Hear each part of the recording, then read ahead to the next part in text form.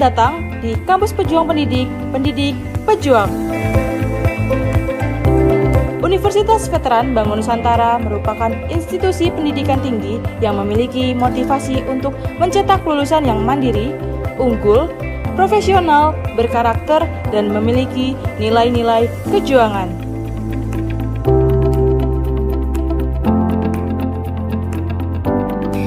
Saya Rektor Universitas Veteran Bangun Nusantara, Profesor Dr. Farida Nugrahani Magister Humaniora. Misi Universitas Veteran Bangun Nusantara adalah terwujudnya universitas yang unggul, berkarakter, mandiri, dan memiliki nilai-nilai kejuangan.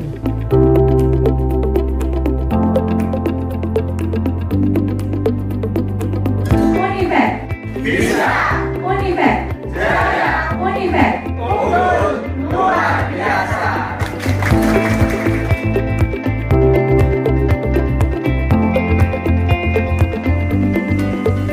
Kampus Universitas Veteran Bangun Nusantara terdiri dari 6 fakultas unggulan dan 1 program pasca sarjana. Univet Bantara memiliki peringkat ke-97 antar perguruan tinggi se-Indonesia, dilansir melalui website EduRank.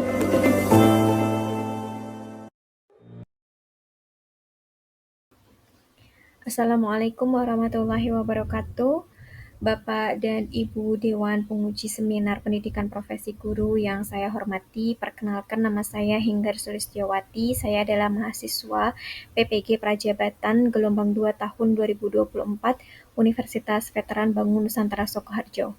Pada kesempatan kali ini, izinkan saya untuk menyampaikan presentasi atau menyampaikan pemaparan materi tentang seminar yang berisi refleksi dari mata kuliah dan juga ada desain pembelajaran dan rencana tindak lanjut serta paradigma terhadap pemakna guru. Nah, pada seminar kali ini saya diampu oleh dosen pengampu saya, Ibu Andika Ayu Wulandari SSI MPD.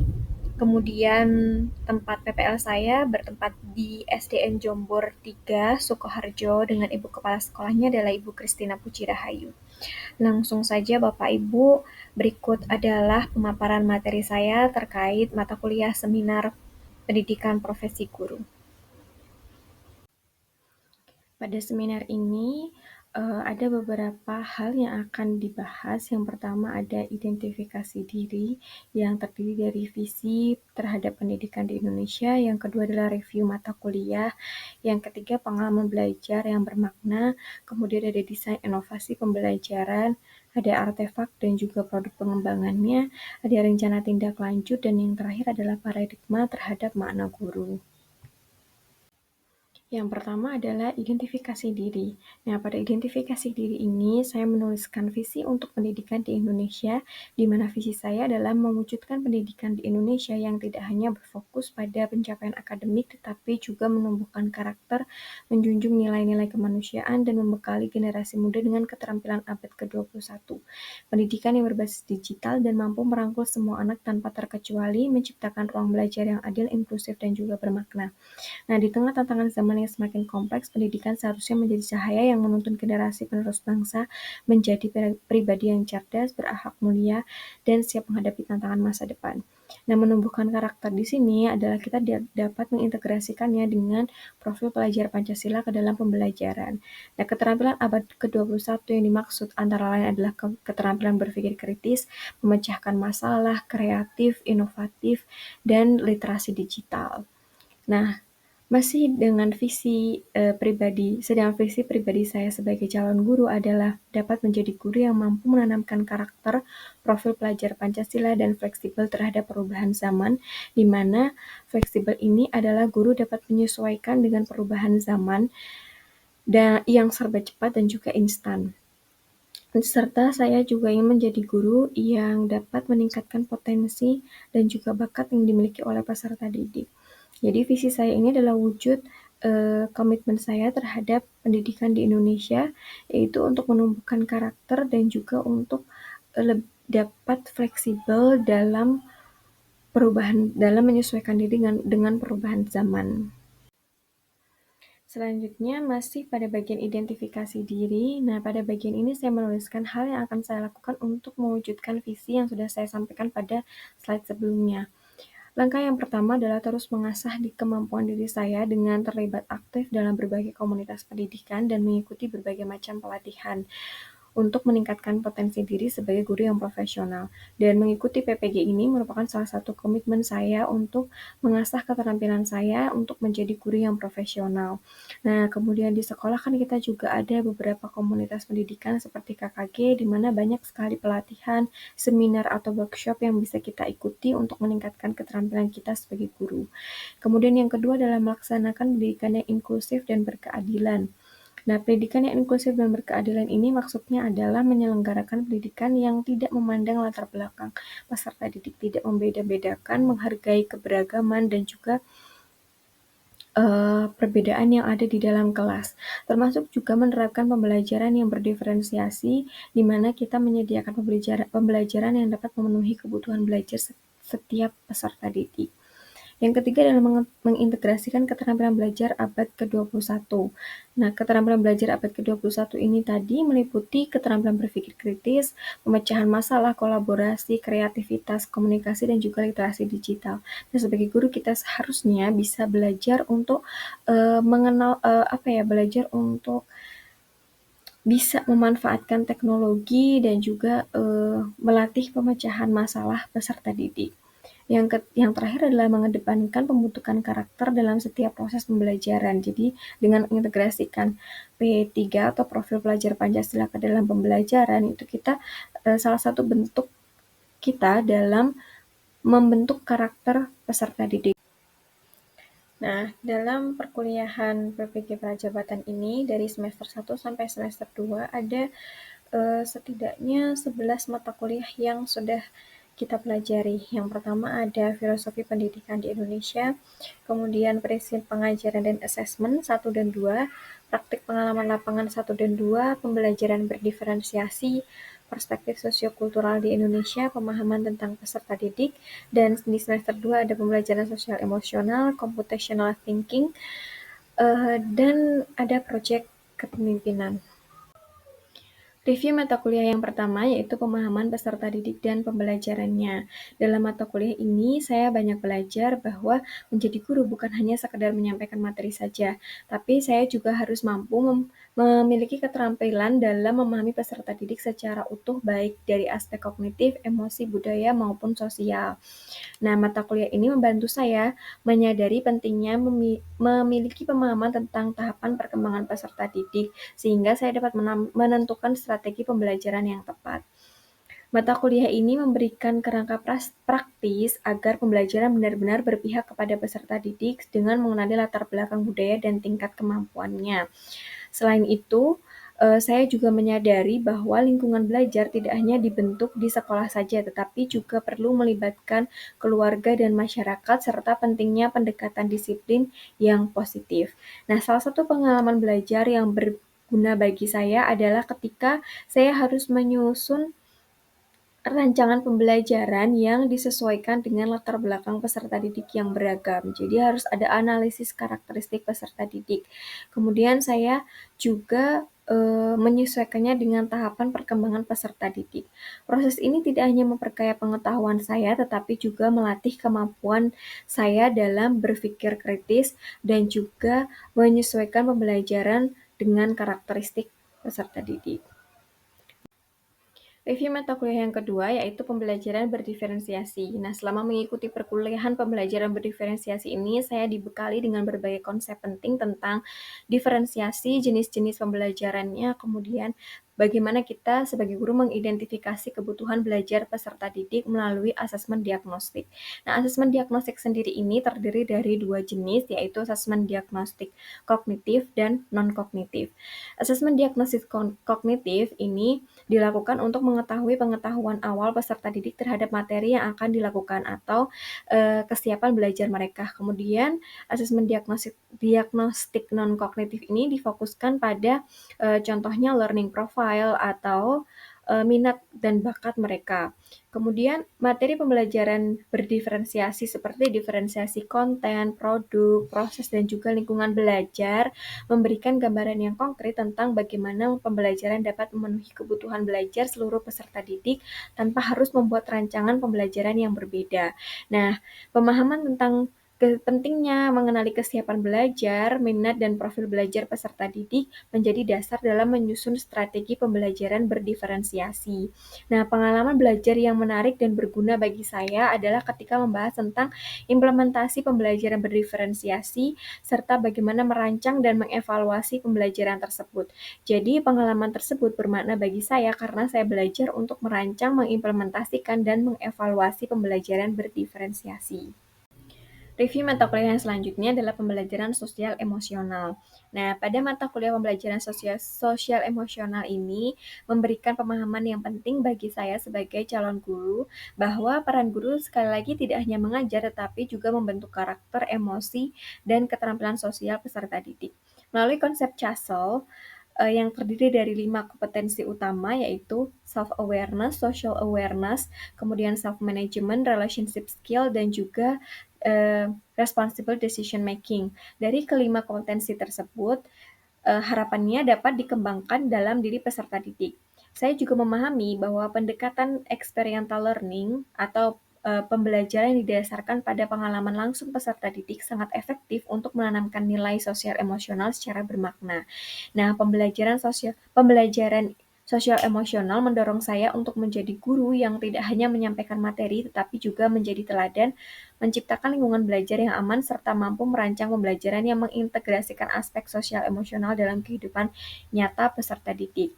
Nah, selain itu saya juga mempelajari tentang bagaimana pentingnya peran lingkungan dalam menciptakan lingkungan sekolah yang sehat secara emosional, sosial, dan fisik melalui konsep school well-being. Nah, sebagai calon guru, saya terdorong untuk menjadi teladan yang peduli, menciptakan ruang belajar yang aman dan suportif, serta mengembangkan pembelajaran yang terintegrasi dengan kebutuhan sosial emosional peserta didik. Pengalaman belajar yang berguna bagi saya dan juga bermakna adalah ketika saya harus menyusun rancangan pembelajaran yang memuat aspek-aspek sosial emosional dari kelima kompetensi utama tersebut. Nah, hal ini menambah pemahaman saya tentang bagaimana mengintegrasikan pembelajaran dengan kemampuan sosial emosional peserta didik. Review mata kuliah yang selanjutnya adalah prinsip pengajaran dan asesmen 1 dan juga 2. Nah, pada mata kuliah ini, saya mendapatkan pemahaman tentang bagaimana cara merancang, melaksanakan, dan mengevaluasi pembelajaran berdasarkan kebutuhan peserta didik. Jadi saya awalnya belajar untuk menyusun tujuan pembelajaran yang sesuai dengan ABCD, jadi audience, behavior, condition, dan juga degree. Nah, setelah itu saya juga mempelajari berbagai jenis assessment, contohnya ada assessment awal, asesmen formatif, asesmen somatif, serta prinsip-prinsip asesmen yang baik melalui kerangka Understanding by Design atau UBD. Nah, pentingnya asesmen awal untuk merancang pembelajaran yang adil dan berdiferensiasi sangat saya pahami. Begitu pula pentingnya instrumen asesmen yang valid untuk memberikan umpan balik dan memperbaiki proses pembelajaran. Kemudian pendekatan pembelajaran seperti Teaching at the Right Level atau TARL membantu saya menyesuaikan pembelajaran dengan tingkat penguasaan peserta didik. Kemudian pendekatan Culturally Responsive Teaching atau CRT mendorong menciptakan lingkungan belajar yang inklusif dan juga berbasis budaya. Nah, melalui alur Merdeka, saya terlibat aktif dalam praktik nyata. Dan ini merupakan pembelajaran yang bermakna bagi saya karena saya harus mulai menyusun perangkat ajar hingga refleksi. Jadi masing-masing pendekatan itu ada penerapannya dalam pembelajaran. Dan itu merupakan pengalaman belajar yang sangat bermakna dan membentuk keterampilan yang berguna bagi saya sebagai calon guru. Review mata kuliah yang terakhir yaitu praktik pengalaman lapangan 1 dan juga 2. Nah, Pada saat mengikuti mata kuliah PPL selama 2 semester di SD Negeri Jombor 3 Sukoharjo menjadi pengalaman yang sangat membentuk saya sebagai calon guru. Pada PPL 1 ini saya melakukan proses orientasi, observasi, kemudian praktik mengajar terbimbing selama 3 siklus. Kemudian di fase ini saya juga belajar untuk menyusun modul ajar yang sistematis, memilih media yang konkret, serta menerapkan pendekatan pembelajaran seperti diferensiasi, TALL, dan juga CRT dengan bimbingan dari guru pamong. Nah, kemudian pada PPL 2, ini saya mendapat tantangan untuk lebih mandiri dengan 1 siklus terbimbing dan 4 siklus mandiri. Saya menyusun dan melaksanakan pembelajaran secara mandiri, berinteraksi langsung dengan peserta didik, serta mengenali karakter mereka secara lebih mendalam. Saya juga terlibat dalam kegiatan non-mengajar seperti menjadi pembina ekstrakurikuler, kemudian juga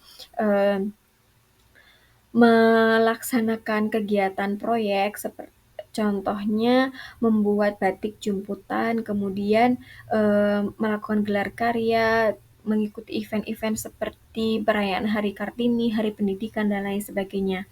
Nah, hal ini membuka pandangan saya bahwa menjadi guru tidak hanya tugasnya itu tidak hanya mengajar, tetapi juga sebagai pembina, fasilitator, dan teladan di lingkungan sekolah.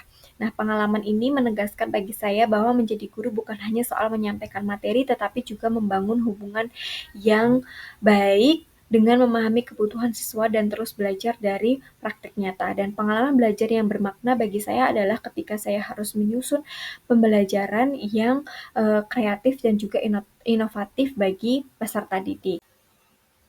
Nah, sampailah kita pada pengalaman belajar yang bermakna atau best practice. Jadi, berdasarkan hasil review mata kuliah sebelumnya, pengalaman belajar yang bermakna bagi saya adalah ketika mempelajari mata kuliah prinsip pengajaran dan asesmen 1 dan 2, serta saat melakukan praktik pengalaman lapangan atau PPL 1 dan 2 di sekolah, tepatnya di SD Negeri Jombor 3 Sukoharjo.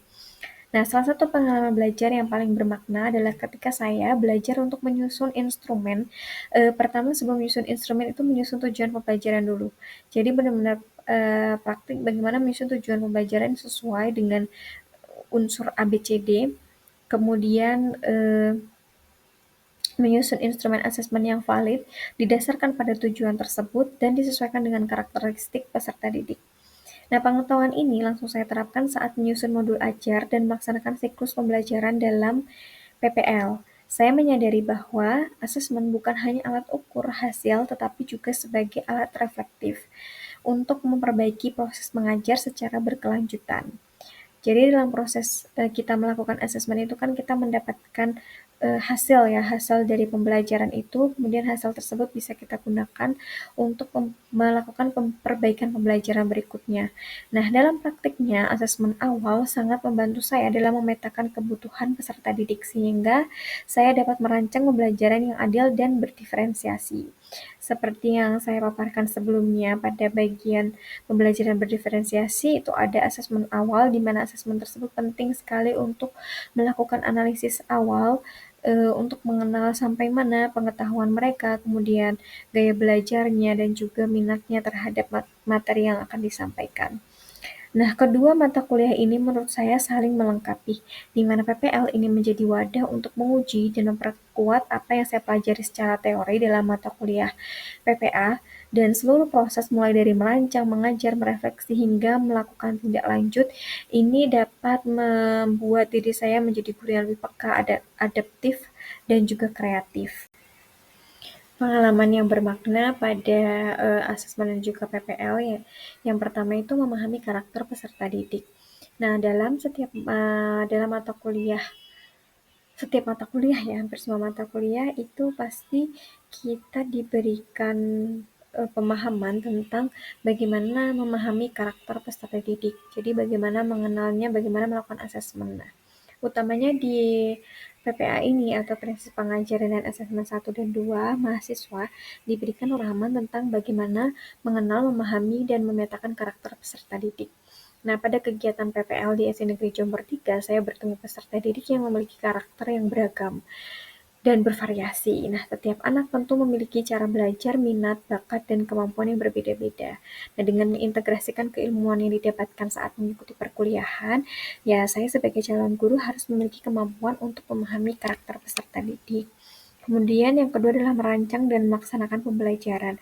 Jadi, dalam kegiatan PPL, ini adalah salah satu wadah bagi mahasiswa untuk mengimplementasikan ilmu yang didapatkan saat mengikuti perkuliahan PPG.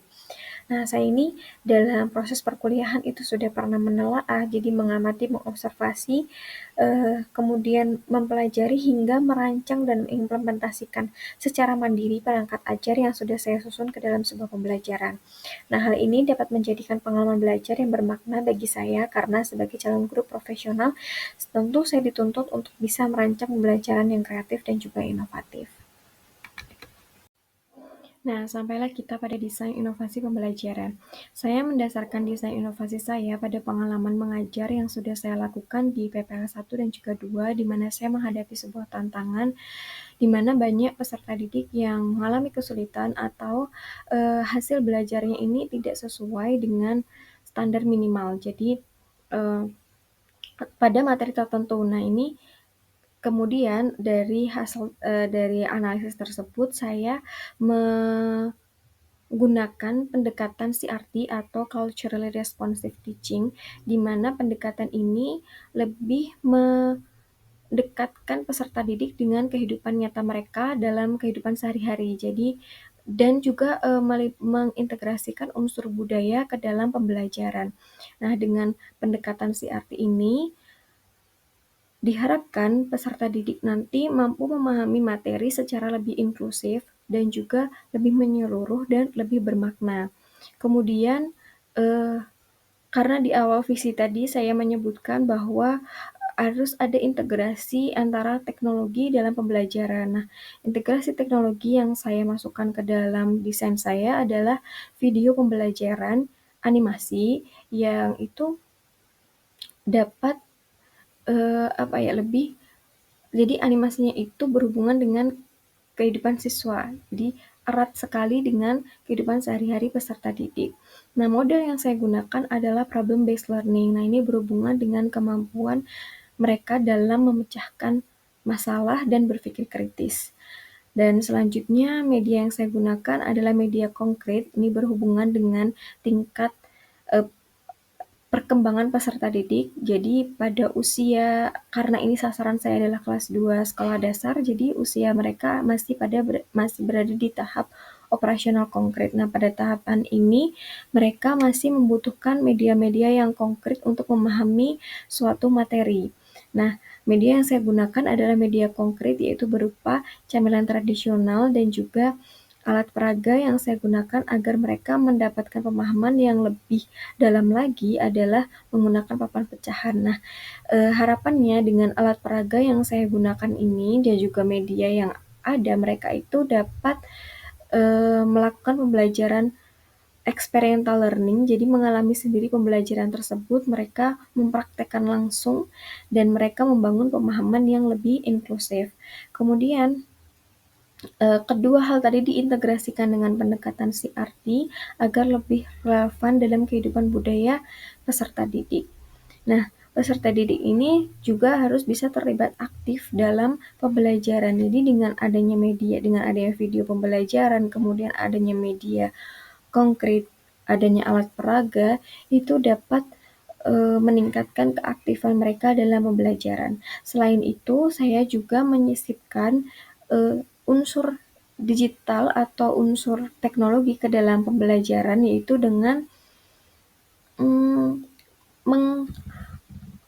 pada bagian ice breaking itu saya menambahkan games atau permainan yang didasarkan pada teknologi. Jadi menggunakan permainan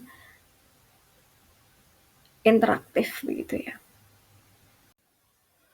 Kemudian artefak pembelajaran. Artefak pembelajaran yang saya pilih adalah pada mata kuliah asesmen dan juga PPL ini meliputi modul ajar yang berisi desain pembelajaran, kemudian ada perangkat asesmen diagnostik, asesmen formatif, asesmen dan juga asesmen sumatif. Dan selanjutnya ada media ajar, media pembelajaran saya yang saya gunakan dalam desain pembelajaran. Kemudian yang terakhir adalah dokumentasi pembelajaran, berisi foto-foto pembelajaran yang sudah pernah dilakukan.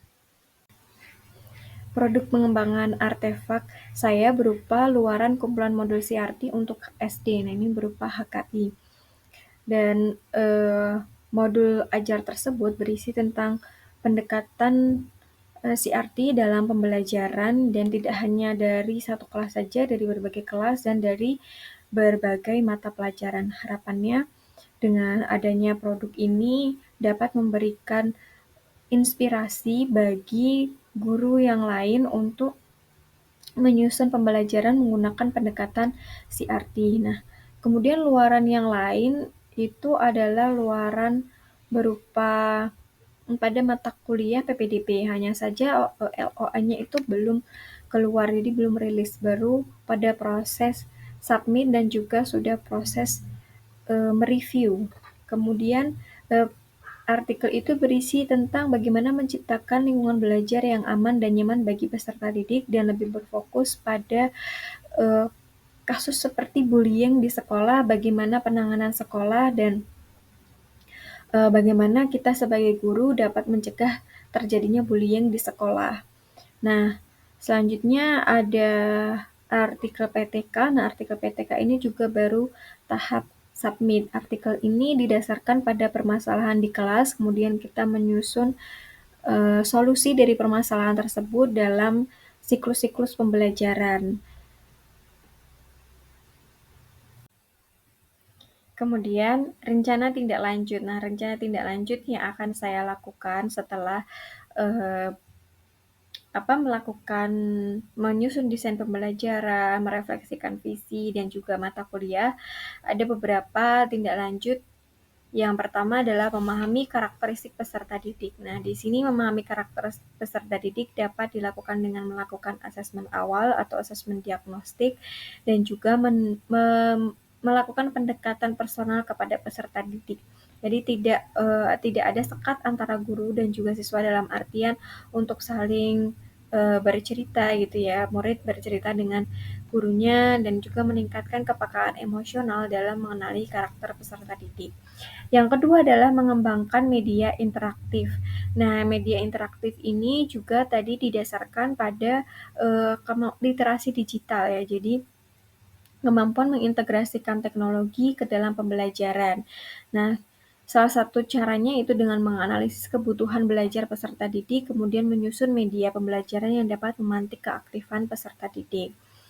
Yang ketiga yaitu mendesain modul ajar berbasis kontekstual. Jadi mengembangkan modul yang menyajikan permasalahan yang dekat dengan permasalahan nyata dari kehidupan sehari-hari peserta didik dan mengintegrasikan konteks budaya ke dalam pembelajaran sehingga pembelajaran itu terasa lebih relevan dan dekat dengan kehidupan nyata peserta didik.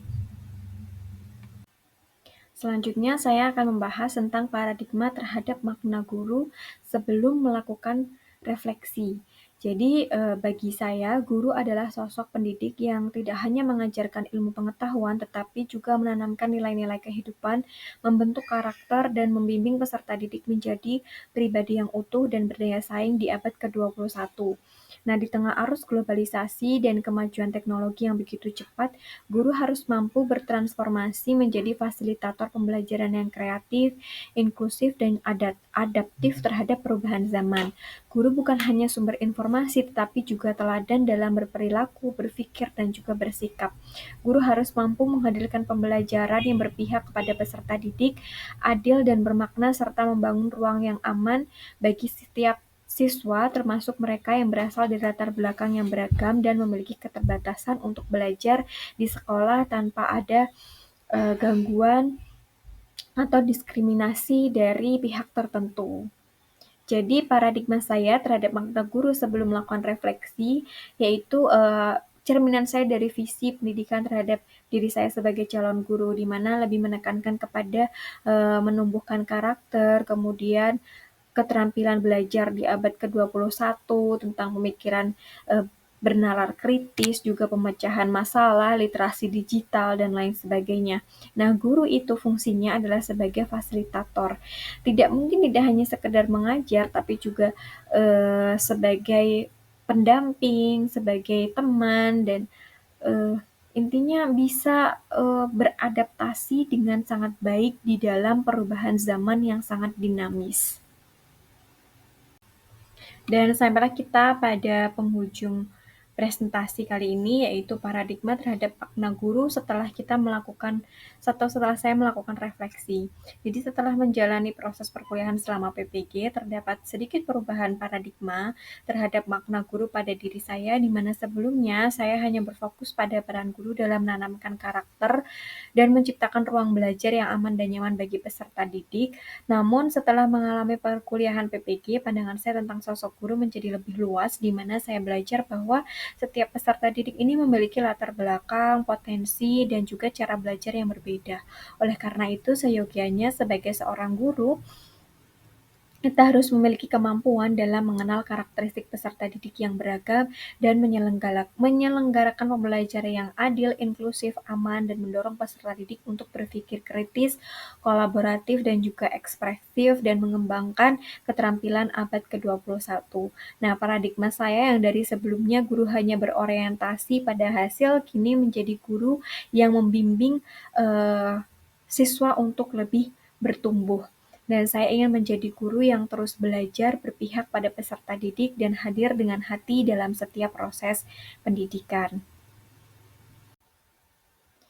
Demikian paparan saya tentang hasil refleksi dan juga review mata kuliah dan desain pembelajaran pada seminar PPG Prajabatan tahun 2025 ini. Semoga paparan yang saya sampaikan dapat memberikan wawasan dan menjadi inspirasi bagi kita dalam meningkatkan kualitas pendidikan di Indonesia. Saya Hinggar Sristiawati, terima kasih. Wassalamualaikum warahmatullahi wabarakatuh.